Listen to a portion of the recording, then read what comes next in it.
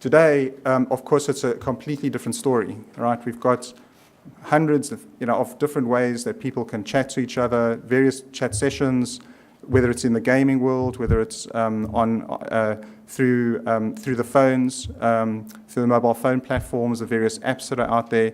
It's just proliferated out of control, which is, again, in some sense, it's actually a great thing, okay? Because if you're somebody that's targeting individuals on these platforms, there's now hundreds of platforms to go after, but also you don't know which platforms to go after, because it's fairly fragmented in terms of which people, which users, which profiles are connecting to them.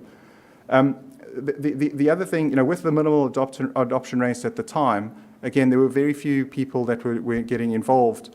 And as a result, with this teenage girl, at the time, she wasn't able to communicate that much with other girls at her age and other people at the schools and whatever else. So there was a natural tendency to go deeper and speak to strangers effectively, because there weren't that many other people in the community to communicate with. In today's world, the amount of communication that takes place is, again, just phenomenal. My daughter, who recently got a phone, and we're going through this whole kind of challenge of what do we tell her to do, what she's allowed to do, what she's not allowed to do. We don't want to alienate her from her friends. But she's getting 150 text messages or WhatsApp messages a day with all the other friends in her class, and it's all innocent and it's all ha-ha and smiley faces and whatever else.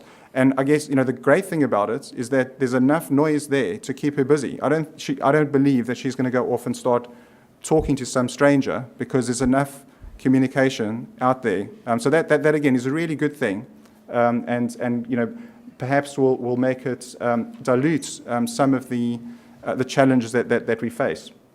However, if we look at what's happening specifically in the